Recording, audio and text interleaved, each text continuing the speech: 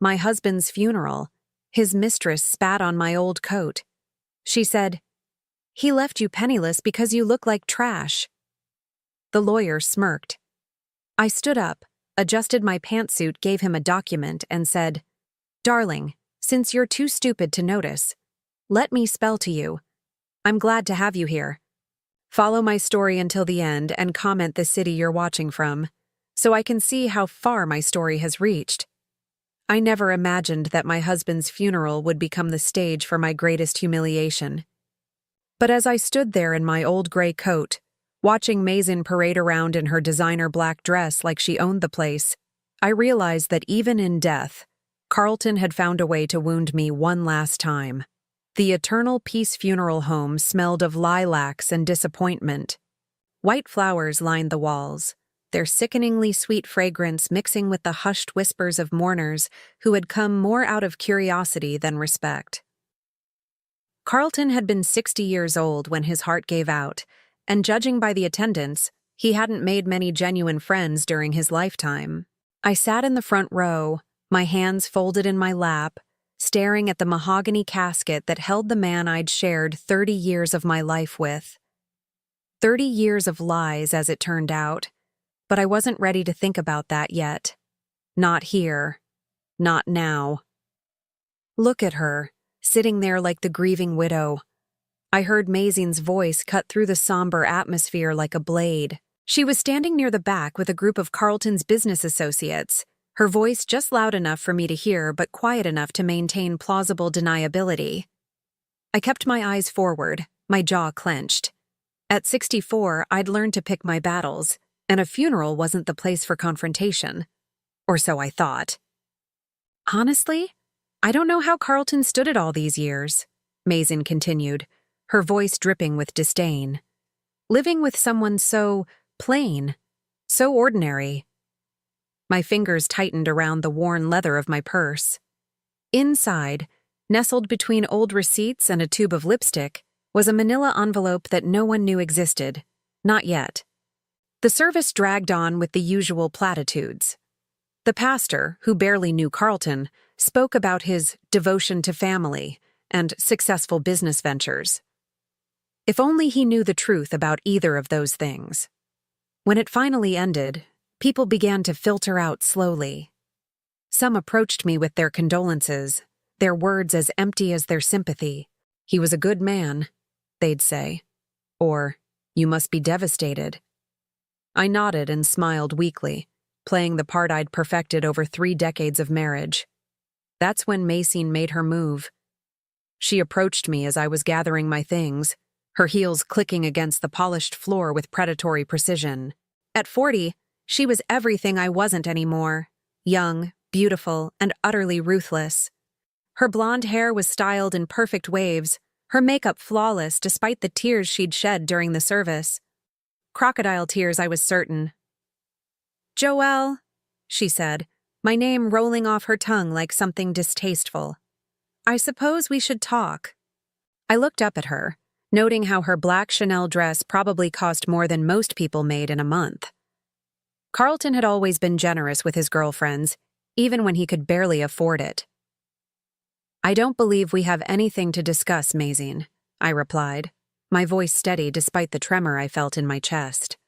She laughed, a sound like breaking glass. "Oh, but we do.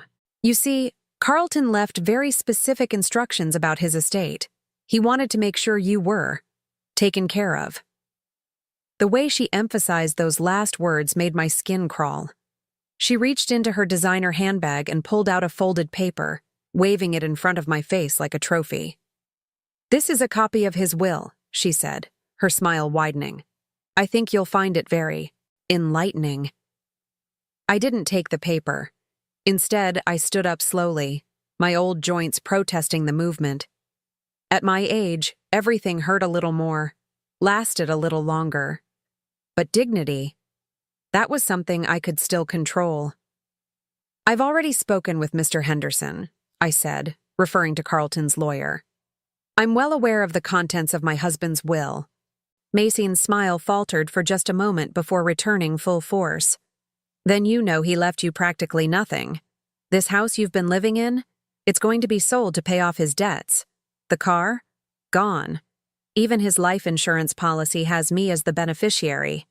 She stepped closer, so close I could smell her expensive perfume mixed with the underlying scent of triumph. He told me you never really contributed to the marriage anyway. Never worked, never earned your keep. Just lived off his success like a… what did he call you? A parasite. The words hit me like physical blows, each one carefully chosen to inflict maximum damage. Around us, a few remaining mourners had stopped their conversations to watch our exchange. I could feel their eyes on us, hungry for drama even at a funeral. Carlton said you'd probably end up in some government housing, Mason continued, her voice getting louder, more theatrical. Living off Social Security and food stamps. He felt sorry for you, really, but not sorry enough to leave you anything substantial. She paused, looking me up and down with obvious disgust. I mean, just look at you. That coat has to be 20 years old. Those shoes are practically falling apart. No wonder Carlton looked elsewhere for companionship. That's when she did it. Without warning, she leaned forward and spat directly onto my coat, the saliva landing on the gray wool with a small wet sound that seemed to echo in the sudden silence. He left you penniless because you look like trash, she declared, loud enough for everyone remaining in the room to hear. At least now you can dress the part too. The funeral home fell completely silent. I could hear the soft hum of the air conditioning, the distant sound of traffic outside, my own heartbeat thundering in my ears. Several people had pulled out their phones, probably recording this humiliation for social media. Mr. Henderson, Carlton's lawyer, had been standing near the guest book. He was a thin man in his 50s with salt and pepper hair and the kind of practiced smile that lawyers perfected over years of delivering bad news. When Mazine spat on me, his smile had widened into something genuinely amused.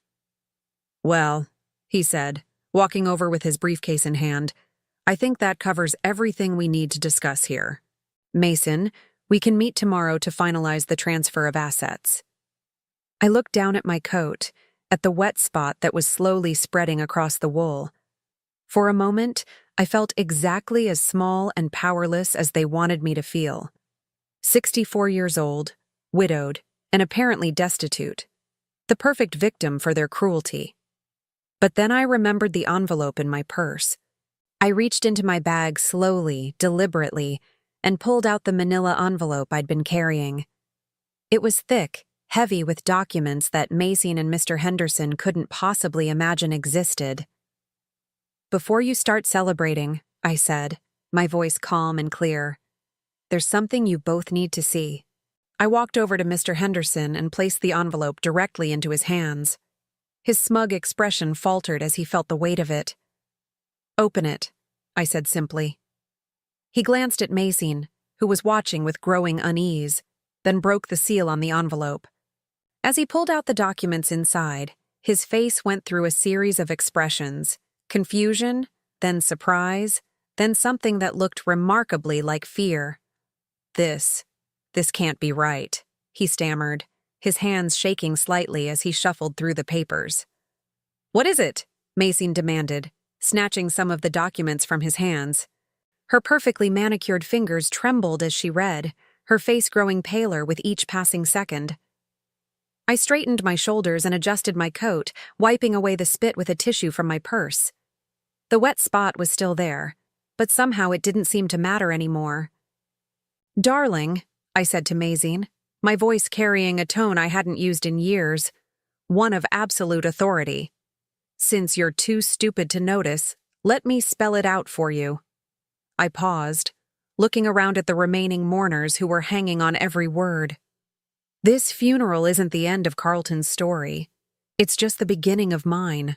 Mazine's mouth opened and closed like a fish out of water, the documents falling from her nerveless fingers to scatter across the funeral home floor. Mr. Henderson looked like he might faint, but I simply picked up my purse, nodded politely to the few people still watching, and walked toward the exit with my head held high.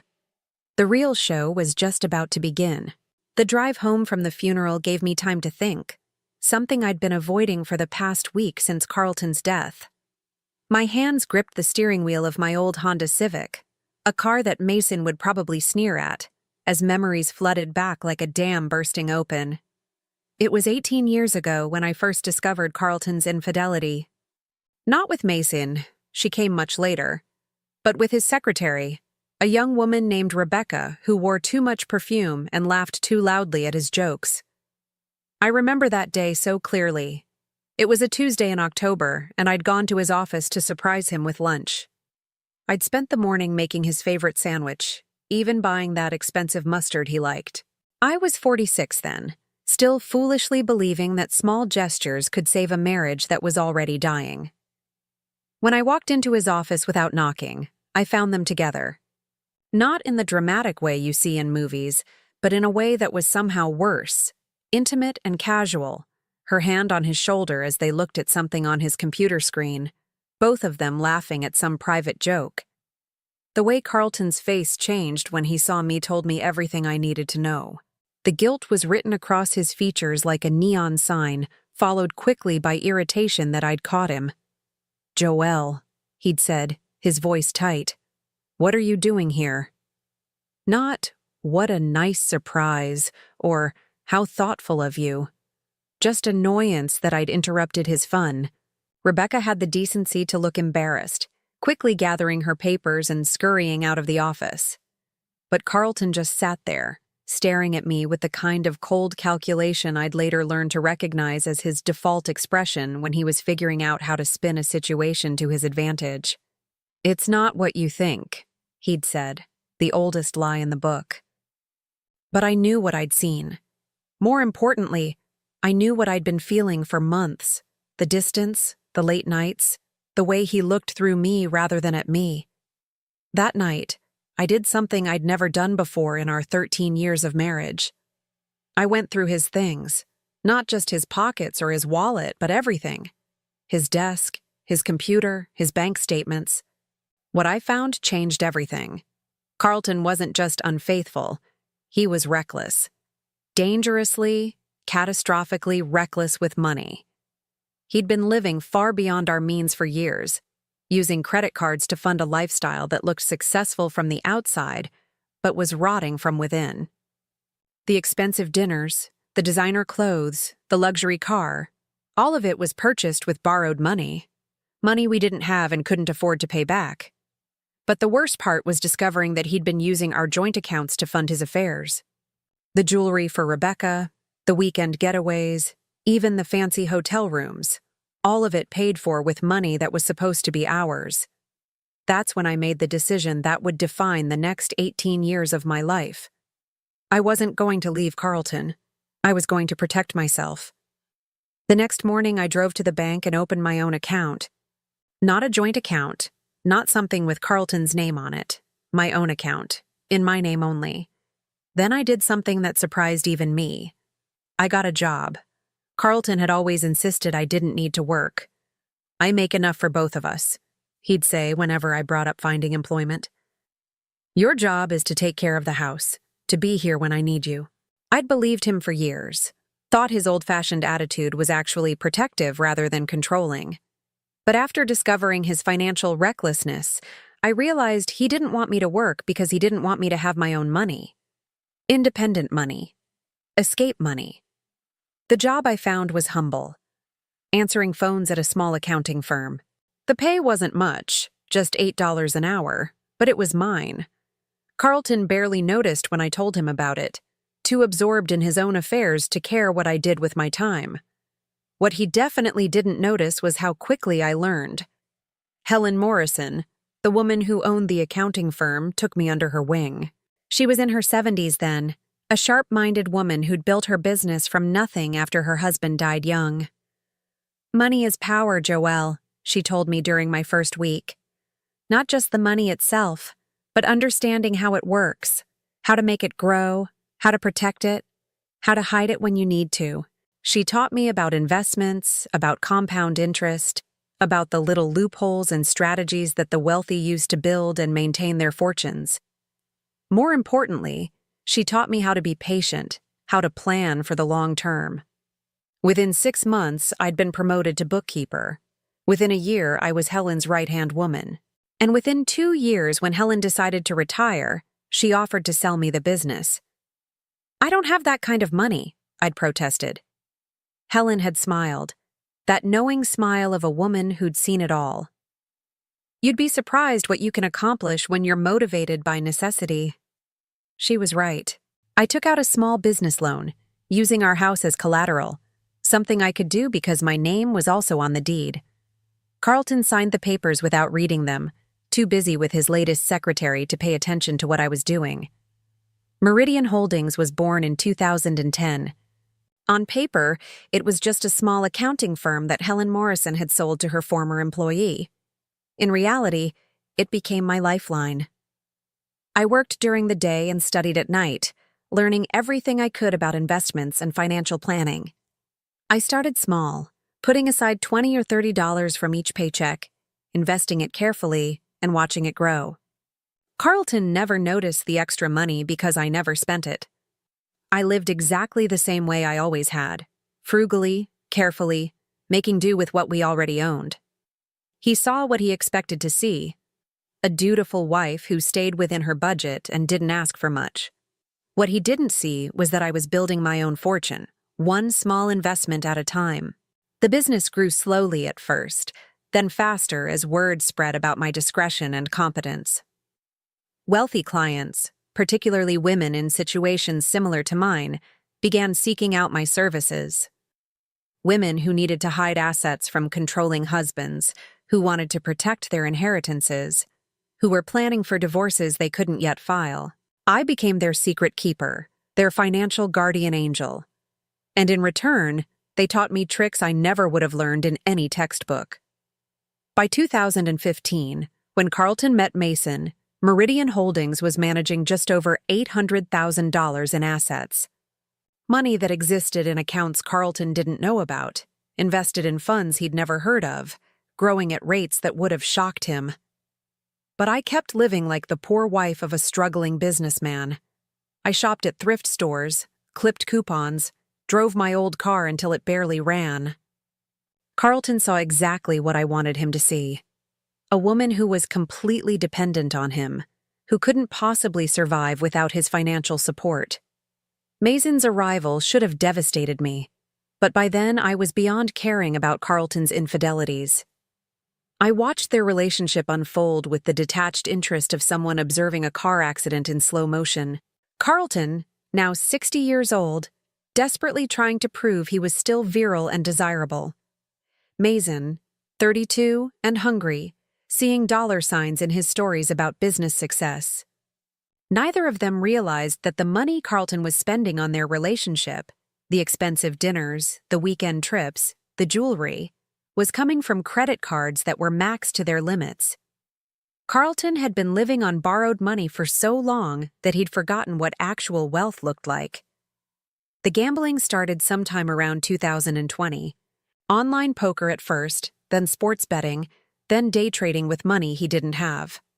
I watched our joint account balance plummet while Carlton chased bigger and bigger wins to cover his mounting losses. That's when I made my final decision. I quietly transferred all of my legitimate assets out of any account that had Carlton's name on it.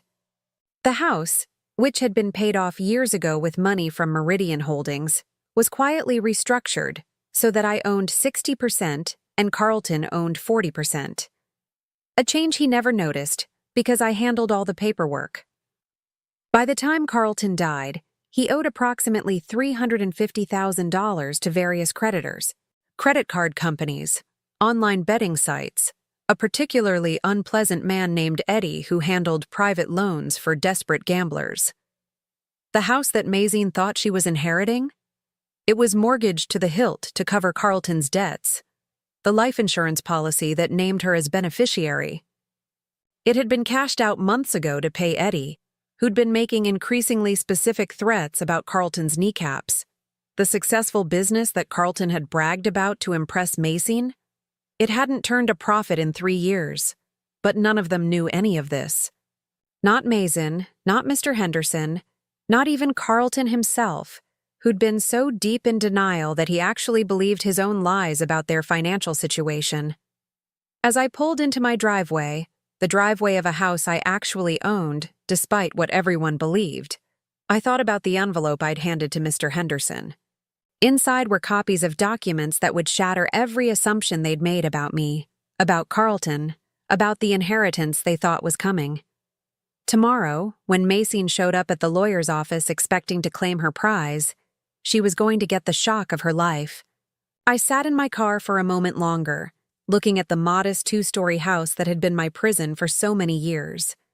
Tomorrow, everything would change. Tomorrow, I could finally stop pretending to be the helpless widow who needed rescuing. Tomorrow, Macy would learn that you should never underestimate a woman who's had 18 years to plan her revenge. But tonight, I allowed myself a small smile as I walked to my front door, keys jingling in the quiet evening air. The game was just beginning, and for the first time in 30 years, I was the one holding all the cards. I woke up the morning after the funeral feeling lighter than I had in years. For the first time in 3 decades, I didn't have to tiptoe around Carlton's moods, didn't have to pretend I didn't notice the smell of another woman's perfume on his clothes, didn't have to watch him lie to my face about where he'd been or what he'd been doing. The freedom was intoxicating. I made myself a proper breakfast, something I rarely did when Carlton was alive, since he preferred to eat out or have me prepare elaborate meals that showcased my domestic skills to his friends. Today, I scrambled eggs and made toast. Simple pleasures that tasted like liberation. My phone rang at exactly 9 o'clock. I knew who it would be before I answered. "Joelle, we need to talk." Mr. Henderson's voice was tight with barely controlled anxiety. "Can you come to my office this morning? There are some discrepancies in the documents you provided yesterday." I smiled, sipping my coffee slowly. Discrepancies? That's an interesting word for it. "This isn't a joke," he snapped, his professional composure cracking. "What you gave me yesterday, if it's authentic, it changes everything." "Oh, it's authentic," I assured him. "Would 10:30 work for you? I have some errands to run first." The errands were important. I needed to visit the bank, specifically to access a safety deposit box that Carlton had never known existed. The box contained documents that would complete the picture I'd started painting yesterday at the funeral home. First National Bank was a grand old building downtown, all marble columns and vaulted ceilings that echoed with the footsteps of serious people conducting serious business. I'd been coming here regularly for 13 years, always alone, always discreet. The safety deposit box was small, but packed with carefully organized files. Property deeds, investment statements, business and corporation papers. All the evidence of the parallel life I'd been building while Carlton thought I was just his dutiful, dependent wife. The most important document was at the bottom of the box, the original partnership agreement for Carlton's business. The business that Mason thought would be hers. The business that Mr. Henderson assumed was Carlton's sole property. What neither of them knew was that I owned 51% of Carlton's company. It had happened gradually, starting in 2012 when Carlton was going through one of his many financial crises. He'd come to me in tears, actual tears, begging for help. The business was failing, creditors were calling, and he was facing bankruptcy. "I need $20,000, he'd pleaded, "just to get through this rough patch. I'll pay you back, I swear." Of course, he didn't have $20,000 to pay me back. But I did, thanks to the careful investments I'd been making through Meridian Holdings. "I'll help you," I'd told him, "but not with a loan, as an investment." He'd been so desperate that he'd agreed to give me 20% of his business in exchange for the $20,000. It seemed like a bargain to him. 20% of something was better than 100% of nothing. But Carlton's financial troubles didn't end there. They never did. Every few months, there was another crisis, another emergency that required my intervention. And each time I negotiated for a larger share of the business. By 2018, I owned controlling interest in the company that bore Carlton's name. He'd signed the papers without reading them, too focused on solving his immediate problems to think about the long-term consequences. The beautiful irony was that Carlton's business only stayed afloat because of my money. The contracts he bragged about, the clients he claimed to have impressed, all of it was funded by investments from Meridian Holdings. Without me, his company would have collapsed years ago. But Mason didn't know any of this. Neither did Mr. Henderson. They saw what Carlton had wanted them to see: a successful businessman with a mousy wife who didn't contribute anything of value to their lifestyle. I locked the safety deposit box and headed to Henderson's office, the documents tucked safely in my briefcase. It was time for the second act of this little drama. Henderson's law office was exactly what you'd expect from a man who specialized in helping wealthy clients hide their assets and manipulate their families. Dark wood paneling, leather-bound books that were never opened, and an overwhelming smell of furniture polish and ambition. Mason was already there when I arrived, pacing back and forth in front of Henderson's desk like a caged animal. She'd dressed for the occasion in a sharp business suit that probably cost more than most people made in a month. Her blonde hair pulled back in a severe bun that emphasized her angular cheekbones. "Finally," she said when I walked in. "Maybe now you can explain what kind of game you think you're playing." I set my briefcase down carefully and took a seat in one of Henderson's client chairs. They were expensive leather, the kind that was supposed to intimidate people into accepting whatever deal was being offered. "I'm not playing any games, Mason. I'm simply ensuring that everyone understands the actual facts about Carlton's estate." Henderson cleared his throat nervously. He was sweating despite the air conditioning, small beads of perspiration dotting his forehead. "Joelle, the documents you provided yesterday, they suggest that Carlton wasn't the sole owner of several key assets." "Suggest?" I opened my briefcase and pulled out a thick folder. "There's no suggestion about it, Mr. Henderson. These are legal documents, all properly notarized and filed with the appropriate authorities." I spread the papers across his desk methodically, each one a nail in the coffin of their assumptions. Property deeds showing my name as primary owner. Business incorporation papers listing me as majority shareholder. Investment accounts that existed entirely separate from anything Carlton had access to. Mason snatched up one of the documents, her manicured nails clicking against the paper as she scanned it frantically. "This has to be fake. Carlton owned that business. He built it from nothing." "Actually," I said calmly, "Carlton built it from my money. Approximately $460,000 of my money, to be precise. Money that I invested in exchange for ownership shares." I pulled out another document, this one showing the payment history for Carlton's business loans. "Every major contract your boyfriend landed was funded by capital from Meridian Holdings. Every expansion, every new hire, every piece of equipment, all of it paid for with money from my company." Henderson was reading through the papers with growing horror. As Carlton's lawyer, he should have known about these arrangements, should have been aware that his client didn't actually own what he claimed to own. But Carlton had been lying to everyone, including his own attorney. "The house," Mason said desperately, grabbing another document. "He left me the house in his will. I saw it myself." "Yes," I agreed. "He left you his 40% share of the house. Unfortunately for you, I own the other 60%. And as the majority owner, I have certain rights regarding what happens to the property." The color drained from Mason's face as the implications sank in. "You can't just kick me out. I have legal rights as a beneficiary." "Actually, you don't." I turned to Henderson, who was looking more nauseated by the minute. "Perhaps you'd like to explain to Miss Mason what happens when someone inherits a minority share in a property they can't afford to maintain." Henderson loosened his tie, clearly wishing he was anywhere else. If Mrs. Joelle owns the majority share, and if the property taxes and maintenance costs exceed what the minority owner can afford, then the property can be sold to satisfy the debts," I finished for him, which brings us to another interesting point. I pulled out a thick stack of bills and legal notices that I'd been collecting for months.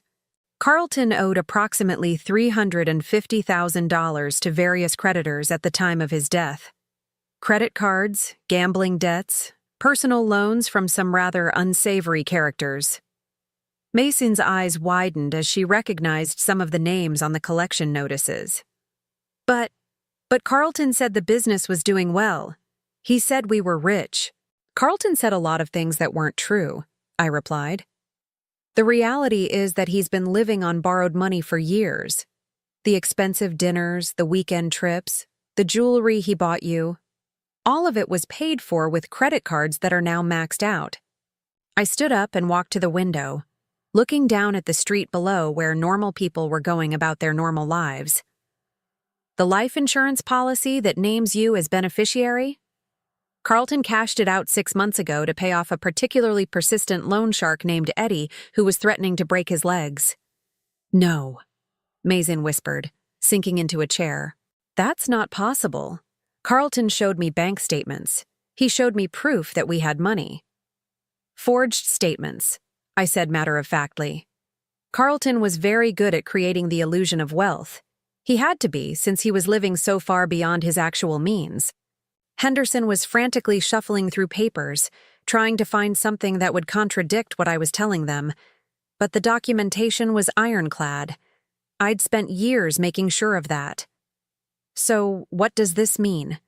Mason asked, her voice small and defeated.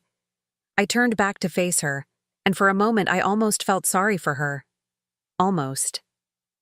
It means that instead of inheriting a fortune, you're inheriting debt. Substantial debt. The kind of debt that follows you around and ruins your credit rating. But surely there must be something, Henderson interjected desperately. Some asset that can be liquidated to satisfy the creditors. Oh, there is, I said with a smile that I didn't bother to make warm. Carlton's 40% share of the house will need to be sold to help pay his debts. Unfortunately, as the majority owner, I have first right of refusal on any sale. The silence that followed was deafening.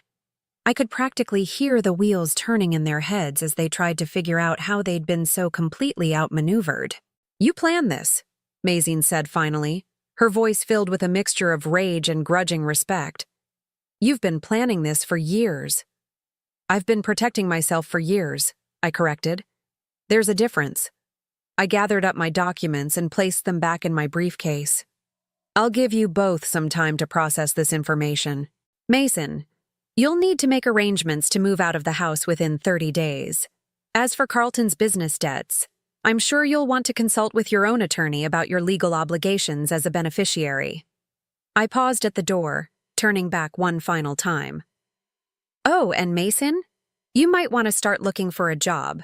A real job. The kind that comes with a steady paycheck and health insurance. As I walked out of Henderson's office, I could hear Mason starting to cry behind me. Not the delicate tears she'd shed at the funeral, but the ugly, desperate sobs of someone whose world was collapsing around them. I should have felt guilty. A better person probably would have felt guilty. Instead, I felt free. 3 days after my meeting with Henderson and Mason, I received a phone call that didn't surprise me. What surprised me was how long it took. You think you're so clever, don't you? Mason's voice was raw, stripped of its usual polish. Sitting there in your little house, playing your little games. But I know what you're really doing. I set down my cup of tea and settled more comfortably into my favorite chair. And what exactly am I doing, Mason? You're lying. About everything. Carlton told me about your so-called business. He said you answered phones for some old woman who felt sorry for you. There's no way you have the kind of money you're claiming to have. I see. I picked up a file from the stack on my coffee table, one of many I'd been organizing for this exact conversation. Tell me, did Carlton also tell you about his gambling problem? Silence on the other end of the line.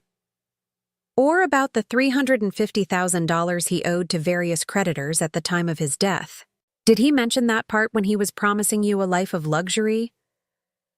You're making that up, Mason said, but her voice had lost its certainty. Am I? Why don't you drive over to the house?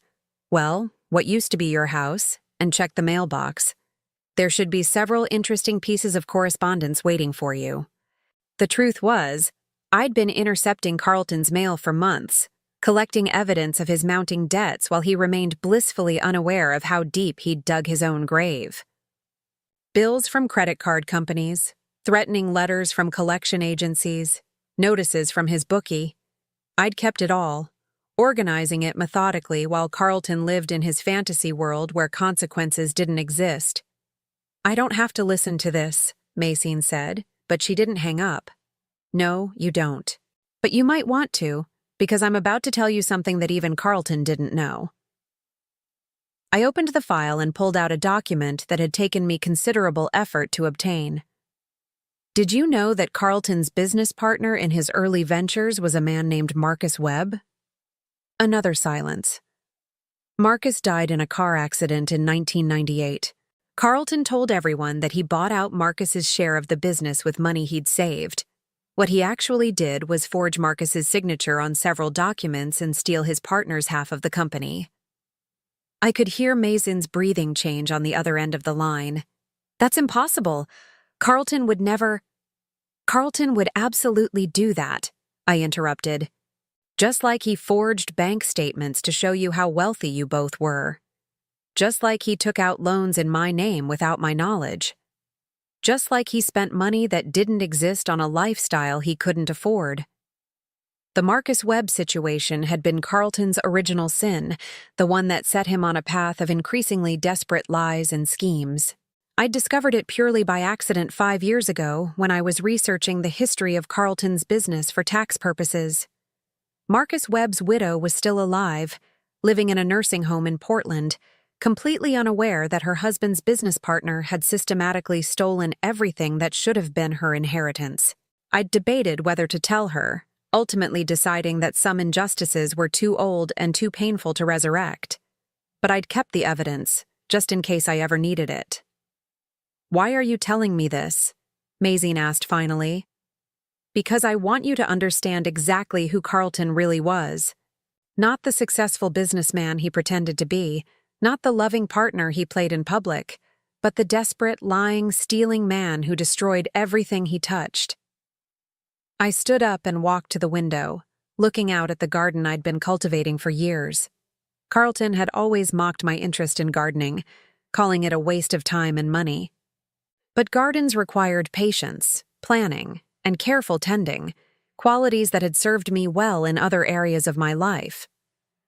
"The apartment you've been living in," I continued, "the one Carlton said he bought for you, he didn't buy it. I did." This wasn't entirely true, but it was close enough. Carlton had used money from our joint account to pay the deposit and first few months' rent on Mason's apartment. But since I'd been funding our joint account with money from Meridian Holdings, technically every dollar Carlton spent came from my earnings. "That's impossible," Mason whispered. "The lease is in Carlton's name, but the payments all came from accounts that I controlled. When Carlton told you he was buying you expensive gifts, paying for your vacations, setting you up in a luxury apartment, he was spending my money. Money I earned through my business. Money I'd been carefully investing while he was busy playing the big shot." I pulled out another document, this one showing the payment history for Mason's rent. Every month for the past 8 years, the money had been automatically transferred from an account linked to Meridian Holdings. "I could have cut off those payments at any time," I said quietly. "I could have had you evicted months ago. The only reason I didn't was because I wanted to see how long Carlton's lies could sustain themselves." "But why?" Mazine's voice was barely audible now. "Why would you pay for the apartment where your husband was cheating on you?" It was a fair question, one I'd asked myself many times over the years. Because knowledge is power, Mazine. As long as I knew where Carlton was spending his time and my money, I could control the situation. The moment I cut you off, you would have left him, and he would have found someone new to lie to. Someone I might not have been able to track as easily. The truth was more complicated than that, but Mazine didn't need to know about the private investigator I'd hired to document Carlton's affairs, or about the detailed records I'd kept of every lie he'd told. every promise he'd broken, every dollar he'd stolen from our marriage. "So what happens now?" she asked. "Now you have a choice," I said, returning to my chair.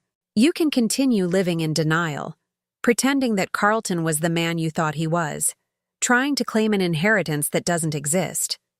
Or you can accept the reality of the situation and start planning for your future." "What kind of future?" There was desperation in her voice now, the sound of a woman who was finally beginning to understand how completely she'd been deceived. "Well, you're 40 years old, reasonably intelligent, and presumably capable of supporting yourself. You'll need to find a job, of course. A real job, not the kind of make-work position Carlton probably promised to create for you in his imaginary business empire." I flipped through the file again, finding the document I was looking for. "Speaking of which, you should know that Carlton's business officially declared bankruptcy yesterday. I filed the papers myself as the majority shareholder." "You can't do that." "Actually, I can, and I did. The business had no assets left to liquidate and approximately $200,000 in outstanding debts. The responsible thing to do was to shut it down before the creditors started coming after the shareholders personally." This was the final piece of Carlton's empire crumbling. His business had been bleeding money for years, kept alive only by regular infusions of capital from my accounts. With Carlton dead, and me no longer willing to prop up his illusions, bankruptcy was inevitable. "Those debts you mentioned," Mason said slowly, "the $350,000 Carlton owed. What happens to those?" "Excellent question. Since you were named as a beneficiary in Carlton's will, you're potentially liable for a portion of those debts. Specifically, any assets you inherited from Carlton could be seized by his creditors to satisfy their claims." I could practically hear the panic setting in. "But you said there weren't any real assets." "That's correct. Which means the creditors will likely pursue other avenues for collection. They might, for example, investigate whether Carlton transferred any assets to you before his death in an attempt to hide them from creditors. That expensive jewelry he bought you, the car he put in your name, the money he deposited into your personal accounts, all of that could be considered fraudulent transfers." This was the beautiful trap that Carlton had unknowingly set for Mason. In his eagerness to impress her and secure her loyalty, he'd used money he didn't have to buy her things that would now be reclaimed by his creditors. Every gift was evidence of his financial irresponsibility, every grand gesture proof that he'd been living beyond his means. "I didn't know," Mason said, her voice breaking. "I swear I didn't know any of this." "I believe you," I said, and surprisingly I did. Mason was greedy and selfish, but she wasn't particularly bright. Carlton had played her just as skillfully as he'd played everyone else, creating an elaborate fiction that she'd been all too willing to believe. "So, what do I do now?" she asked. I considered my answer carefully. This was the moment where I could choose to be magnanimous, to offer her some way out of the mess Carlton had created. But then I remembered the way she'd spit on my coat at the funeral, the vicious pleasure she'd taken in what she thought was my humiliation. "You should probably get a lawyer," I said finally. "A good one. And you should start looking for a place to live. The lease on your apartment expires at the end of this month, and I won't be renewing it." "Please," she whispered. "I'll do anything. I'll leave town. I'll never bother you again. Just, please don't do this." For a moment, I almost felt sorry for her. Almost. But then I remembered all the years I'd spent in silence, watching my husband parade his mistresses around town while I played the role of the dutiful, oblivious wife. All the times I'd bitten my tongue while Carlton belittled me in front of his friends. All the nights I'd lain awake wondering if I'd ever be free of the prison my marriage had become. "I'm not doing anything to you, Mason," I said quietly. "Carlton did this. Every choice he made, every lie he told, every dollar he stole. That was all Carlton. I'm simply declining to continue cleaning up his messes." I hung up before she could respond. Outside my window, the garden was thriving in the late afternoon sunlight. I'd planted most of these flowers myself, choosing varieties that would bloom at different times throughout the year, so there would always be something beautiful to look at. Planning, patience, careful tending. In 2 days, I would be meeting with Daniel Morrison, my financial advisor, and the son of the woman who'd first taught me about money and power. We were going to discuss my plans for the property I really owned, the one Carlton had never known about, the one where I would finally be free to live exactly as I chose. But tonight, I was content to sit in my garden and watch the sunset, knowing that for the first time in 30 years, tomorrow belonged entirely to me. The eviction notice was delivered on a Tuesday morning, exactly 30 days after Carlton's funeral. I knew because I was the one who had instructed my lawyer to serve it. Not out of cruelty, but out of necessity. Mason had made her choice, and now she would live with the consequences. I was having coffee in my kitchen when my phone rang. The caller ID showed an unknown number, but I recognized Mason's voice immediately, though it was higher pitched than usual, strained with panic. "They're throwing me out!" she screamed into the phone. "The landlord says the lease is terminated and I have 24 hours to vacate the premises. You can't do this to me." I set down my coffee cup carefully. Actually, I can. The lease was month to month, and as the actual tenant of record, I have the right to terminate it with proper notice, which I gave you 30 days ago. But I have nowhere to go. That's unfortunate, but it's not my problem. I walked to my kitchen window and looked out at the bird feeder I'd hung there years ago. A cardinal was perched on it, bright red against the gray morning sky. Beautiful things could exist even in the darkest times if you knew where to look for them.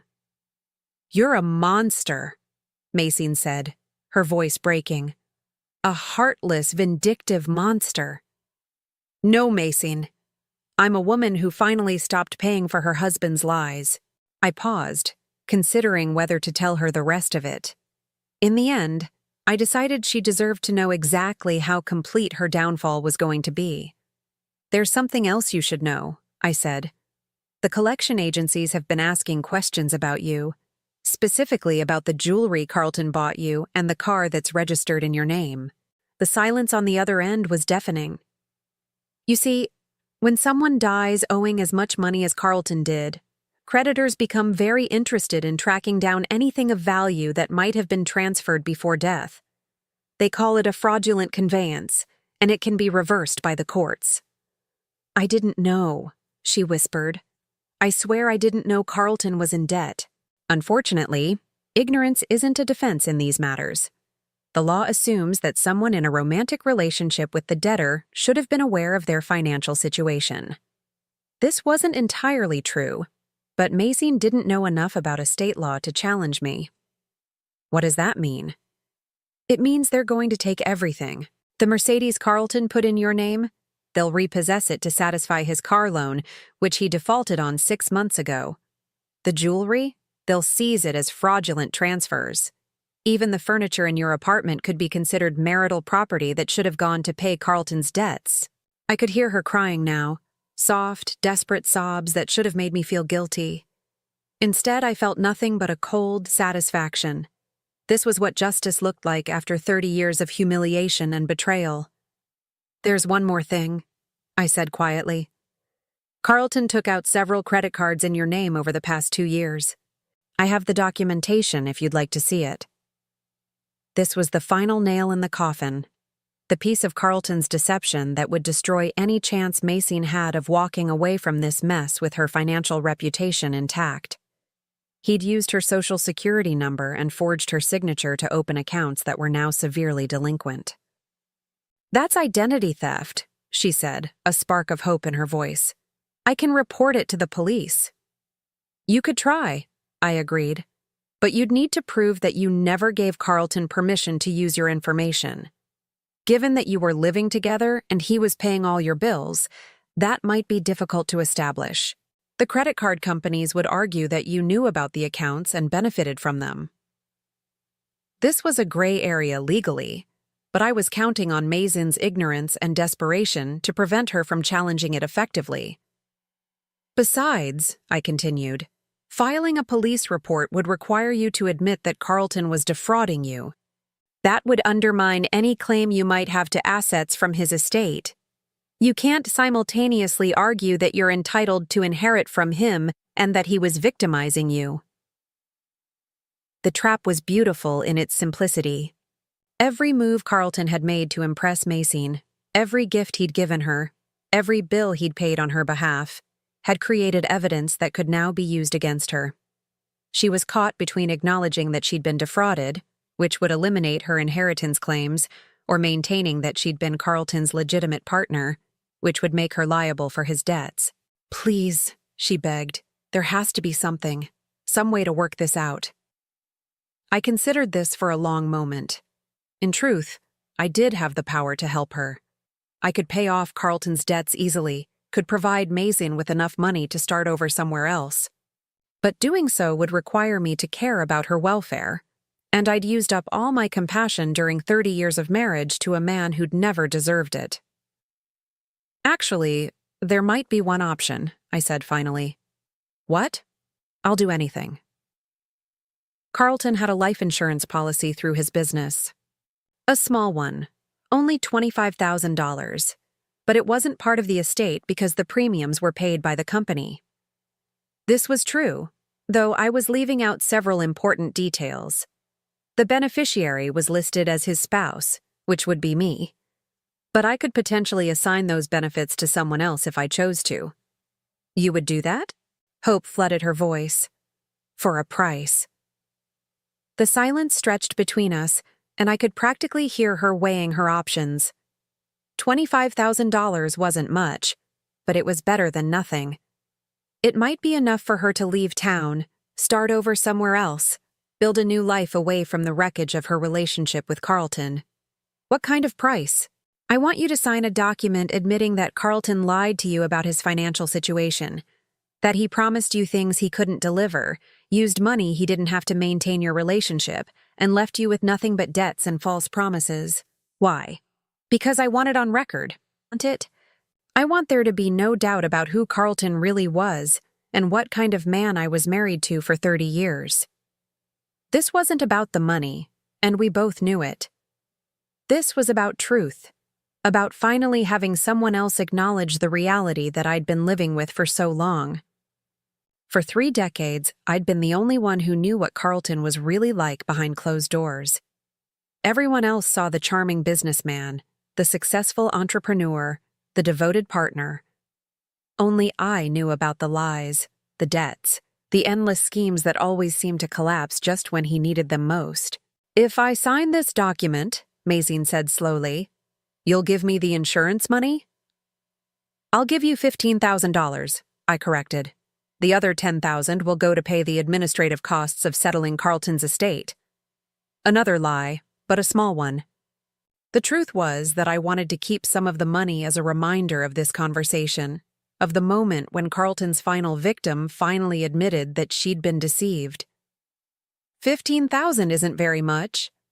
No, I agreed. But it's more than Carlton left you, and it's certainly more than you deserve. The words hung in the air between us, harsh but honest. Mason had participated in the destruction of my marriage, had taken pleasure in what she thought was my humiliation, had spit on me at my husband's funeral. $15,000 wasn't compensation for her suffering. It was charity, and we both knew it. I need time to think about it. You have until 5 o'clock today.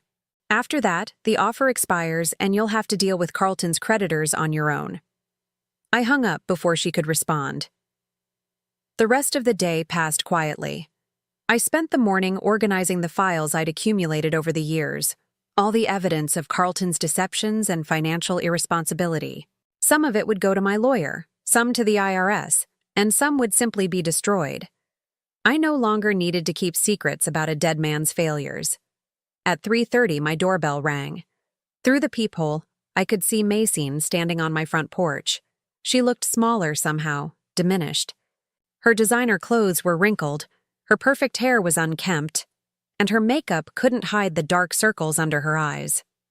I opened the door but didn't invite her in. "I'll sign your document," she said without preamble. "But I want to see the insurance policy first. I want proof that you actually have the money you're promising." I had to respect her caution. Even desperate, she wasn't completely naive. "Wait here," I said, leaving her standing on the porch while I retrieved the policy from my filing cabinet. When I returned, she read through it carefully, her lips moving silently as she processed the legal language. Finally, she looked up at me. "This is really all that's left? $25,000? It's all Carlton left that isn't tied up in debt or legal complications," I confirmed. "Everything else he owned was either mortgaged, borrowed against, or promised to creditors." She nodded slowly, defeat settling over her features like a mask. "Where do I sign?" I handed her the document I'd had my lawyer prepare. It was simple and straightforward, a sworn statement acknowledging that Carlton had misrepresented his financial situation and that she had been deceived about the inheritance she expected to receive. She read it through twice before signing, her hand trembling slightly as she wrote her name. When she finished, she looked up at me with something that might have been respect. "You really planned all this, didn't you? You knew exactly how it would end." "I planned to protect myself," I said.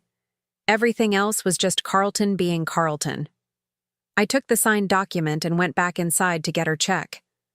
$15,000, drawn on the account that contained what remained of Carlton's life insurance payout. "What will you do now?" I asked as I handed her the check. She stared at the numbers for a long moment before folding it carefully and putting it in her purse. "Leave town, I guess. Start over somewhere else. Try to forget this ever happened."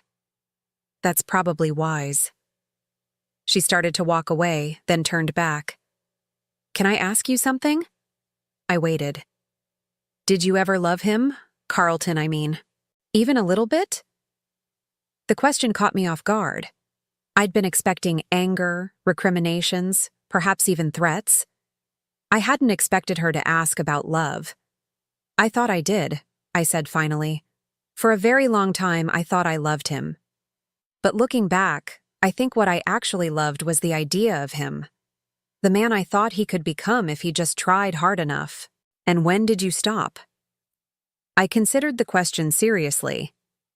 "I think it was the day I discovered you weren't his first affair. When I realized that betraying me wasn't a mistake he'd made, it was a pattern he'd chosen." Macy nodded as if she understood. "For what it's worth," she said quietly, "I'm sorry. About the funeral, about the things I said. I thought I was winning something, but there was never really anything to win, was there?" "No," I agreed. "There wasn't." I watched her walk to the old Toyota she'd had to buy after the Mercedes was repossessed, watched her drive away down the street where I'd lived for 30 years as Carlton's wife. Tomorrow I would start packing for my move to the house I'd kept secret all these years. But tonight, I was finally free to grieve not for the man Carlton had been, but for the man I'd once believed he could be. Some endings, I realized, were really beginnings in disguise. 6 months after Carlton's funeral, I stood in the master bedroom of a house that no one from my old life had ever seen. Sunlight streamed through windows that I'd chosen myself, illuminating hardwood floors that I'd walked across every morning for the past 13 years during my secret visits. This was my real home, the one I'd bought piece by piece with money from Meridian Holdings, the sanctuary I'd been preparing for the day when I would finally be free to live as myself rather than as Carlton's wife. The house sat on 3 acres of carefully landscaped property 30 miles outside the city, far enough away to ensure privacy, but close enough that I could still manage my business. It was nothing ostentatious, a comfortable 2-story colonial with a wraparound porch and a garden that I'd been cultivating for over a decade. But it was mine, completely and utterly mine, in a way that the house I'd shared with Carlton had never been. I'd bought it gradually, starting with the land in 2011 and adding improvements year by year. The official owner of record was Meridian Holdings, which meant that Carlton had never known it existed. To him, It was just another business investment that his financially naive wife didn't understand. The irony was exquisite. While Carlton was spending our joint account money on his affairs and his gambling, I was using my own earnings to build the life I would lead after he was gone. Every dollar he wasted was a dollar I didn't have to spend on his deceptions. Moving in had been surprisingly simple. Most of my important belongings had already been here for years, stored in the rooms Carlton never knew existed. My books, my mother's jewelry, the photographs that meant something to me, all of it had been waiting patiently for the day when I could live openly in my own space. The house Carlton thought I would be forced to sell was now occupied by a nice young couple with 2 small children. I'd sold it to them for exactly what I'd paid for it 25 years ago, ignoring my realtor's protests that I could get much more in the current market. Money isn't everything, I'd told him, and meant it. The truth was, I wanted that house to be filled with happiness for once. I wanted children's laughter to echo through rooms that had been silent for too long. Wanted love to flourish in spaces that had been poisoned by Carlton's lies. Selling it below market value was my gift to the family who would make it a real home. This morning, I was expecting a visitor. Margaret Chen had been my friend for 15 years, one of the few people who'd seen through Carlton's facade and understood what my marriage had really been like. She was also one of the handful of people who'd known about this house and my plans for it. Margaret arrived at 10 o'clock sharp, carrying a bottle of champagne and a genuine smile. At 72, she was still elegant and sharp-minded, the kind of woman who'd built her own successful career in real estate while managing to stay happily married to the same man for 50 years. "So this is where you've been hiding," she said, looking around the sun-filled living room with obvious approval. "It's beautiful, Joelle. Absolutely beautiful."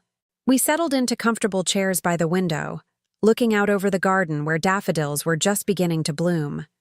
Margaret had helped me plan some of these flower beds, offering advice during my weekend visits when I was supposed to be running errands for Carlton. "How does it feel?" she asked, pouring champagne into the crystal glasses I'd set out. "Quiet," I said, and she understood immediately. For 30 years, I'd lived with the constant low-level stress of managing Carlton's moods, his lies, his financial crises. Even when he wasn't actively creating drama, there had always been the anxiety of waiting for the next explosion. Now, for the first time since I was 34 years old, my days belonged entirely to me. "Have you heard anything about Mason?" Margaret asked. "She left town about 3 months ago. Someone told me she's working as a receptionist in Tucson now, living in a studio apartment, driving a car that's older than she is." Margaret raised an eyebrow. "Do you feel sorry for her?"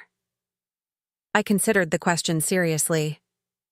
I feel sorry for the woman she could have been if she'd never met Carlton.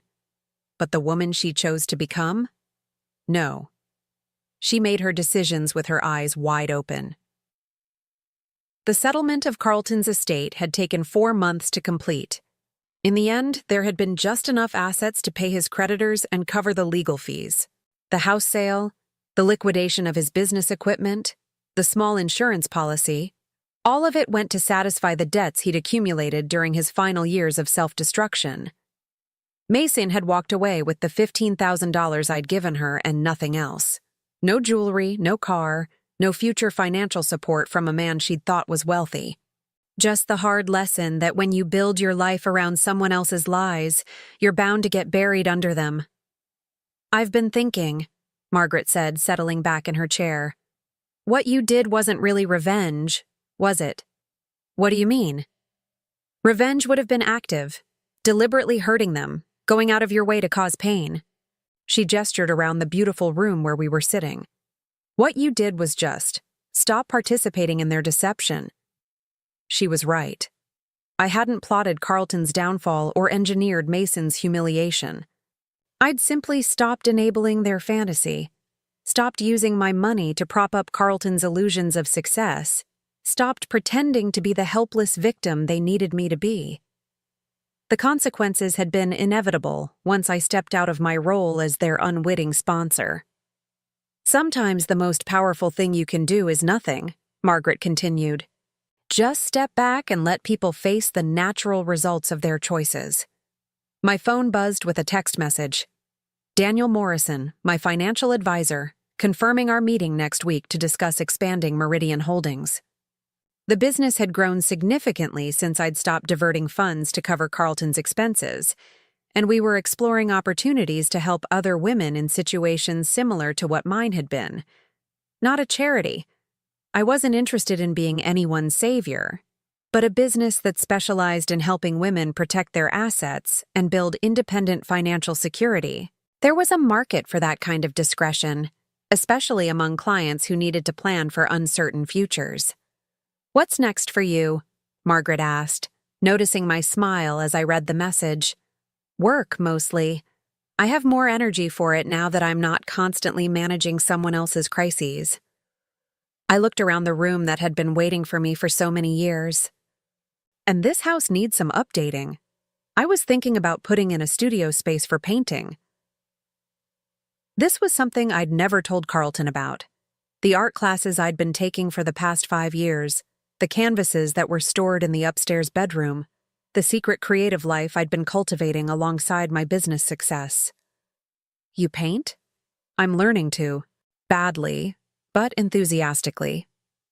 I laughed, remembering my first attempts at landscape painting. Turns out I have a lot to say about beauty and patience and things growing in their own time.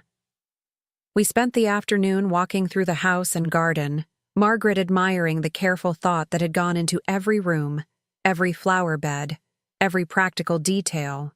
This wasn't a house that had been decorated for show. It was a space designed for actual living, for comfort and solitude, and the quiet pleasures of a life lived on one's own terms. As the sun began to set, we returned to the living room where Margaret gathered up her purse and the empty champagne bottle. You know, she said, pausing at the front door, I never liked Carlton. I know I never said it outright, but I thought you should know. I know, I said. You were too polite to say so, but it was obvious. What I don't understand is why you stayed so long. You had the money to leave years ago. You had this house, your business, complete financial independence. Why did you wait until he died? It was a fair question, one I'd been asking myself lately. I think I needed to know that I could survive the worst he could do to me. That even if he took everything, even if he left me publicly humiliated and apparently destitute, I would still be okay. I looked back at the house that represented my true life, the one I'd been building in secret while everyone thought I was just Carlton's long-suffering wife. Leaving would have been admitting defeat. Staying meant I got to choose the ending. Margaret hugged me goodbye, and I stood on the porch watching her car disappear down the tree-lined driveway. The evening was warm for early spring, and I could hear birds settling into their nests, preparing for the night. I thought about Carlton, probably for the last time with any real emotion. He'd spent his life trying to be someone he wasn't, using other people's money and trust to maintain an illusion that ultimately destroyed him. In the end, his lies had been bigger than his ability to sustain them, and the whole elaborate structure had collapsed under its own weight. I thought about Mazine, starting over in a new city with nothing but the hard-earned knowledge that fairy tales don't exist, and Prince Charming sometimes turns out to be a middle-aged con man with a gambling problem and a talent for making other people pay for his mistakes. And I thought about myself, 64 years old and finally free to live without lies, without pretense, without the exhausting effort of propping up someone else's ego while diminishing my own. The garden stretched out before me in the gathering twilight, full of plants I'd chosen and nurtured and watched grow year after year. Tomorrow, I would start painting again, working on the landscape series I'd been planning for months. Next week, I would meet with Daniel about expanding my business into new markets. Next month, I would take the European vacation I'd been postponing for 15 years. But tonight, I was content to sit on my own porch, in my own house, surrounded by my own choices and the profound peace that comes from finally living as yourself. Some victories are loud and dramatic, celebrated with crowds and champagne toasts. Others are quiet and private, marked only by the absence of things that once caused pain. As I sat there in the growing darkness, listening to the night sounds of a place that was finally and completely home, I realized that quiet victories might be the sweetest ones of all. The soft evening breeze carried the scent of jasmine from the garden I'd planted with my own hands, in the soil of the life I'd built for myself, in the sanctuary where Carlton's lies could never reach me again. I was 64 years old, and I was just beginning. Now I'm curious about you who listened to my story. What would you do if you were in my place? Have you ever been through something similar? Comment below, and meanwhile, I'm leaving on the final screen 2 other stories that are channel favorites, and they will definitely surprise you. Thank you for watching until here.